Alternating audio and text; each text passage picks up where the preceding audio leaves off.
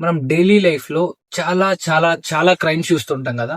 ఇప్పటి వరకు నాకు తెలిసిన క్రైమ్స్ లో this one is the most hardest thing. అంటే ఎట్లా అంటే అసలు తీసుకోలేకపోతాం ఈ క్రైమ్ ని. ఇది కుకట్పల్లిలో జరిగింది, హైదరాబాద్ లో. ఫ్యామిలీస్ ఉంటాయి అక్కడ.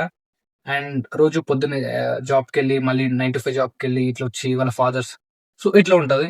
అండ్ ఒక రోజు ఏమవుతుంది అంటే అక్కడ పిల్లలు ఉంటారు కదా, స్కూల్కి వెళ్ళే పిల్లలు. స్కూల్కి వెళ్ళే పిల్లలందరూ ఆ, ఆడుకుంటారు. సో గేమ్స్ ఆడతారు అక్కడ ఒక టైం తర్వాత. సో వాళ్ళ క్రికెట్ బ్యాట్ ఇట్లా క్రికెట్ ఆడుకుంటూ ఇట్లా ఉండేవాళ్ళు. సో ఒక రోజు ఏమవుతుంది అంటే ఒక ఫ్యామిలీ ఉంటది. అండ్ జాబ్కి వెళ్తాడు వస్తాడు, జాబ్కి వెళ్తాడు వస్తాడు. సో ఒక అబ్బాయి, ఒక కూతురు ఉంటది అతనికి. ఫ్యామిలీస్ లోనే ఇంకొక అబ్బాయి ఉంటాడు.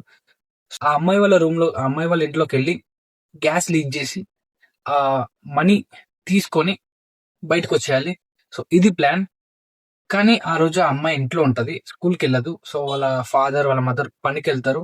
సో ఈడేం చేస్తాడు, ఈ అబ్బాయి ఏం చేస్తాడు, ఇంట్లోకి వెళ్ళి చూస్తే ఆ అమ్మాయి అక్కడ ఉంటది. సో వెనుక నుంచి వెళ్ళి ఆ లాకర్ తీసి మనీ తీస్తాడు. మనీ తీసినాక ఏమవుతుంది, ఆ అమ్మాయి వచ్చి చూస్తుంది ఏదో సౌండ్ అవుతుందని.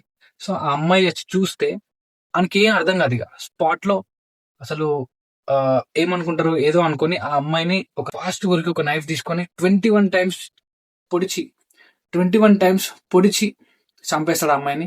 అండ్ గ్యాస్ లీక్ చేసి అక్కడి నుంచి వెళ్ళిపోతాడు, ఏం చేయాలో తెలియక. సో ఇది క్రైమ్ జరిగింది. అంటే ఇది ఒక 1 year బ్యాక్ జరిగింది. సో ఆ, అసలు ఫస్ట్ ఎందుకు అట్లా చేసినో అని పక్కన పెడితే, ఒక క్రికెట్ బ్యాట్ కోసం ఇంత స్టోరీ జరిగింది. అంటే మనకు ఒక క్రికెట్ బ్యాట్ కొనిస్తే ఇదంతా ఒక అమ్మాయి ప్రాణం పోయేది కాదు, ఒక ఇంత జరిగేది కూడా కాదు.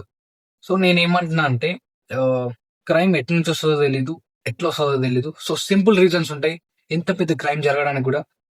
సో అది నేను చెప్పాలనుకునేది.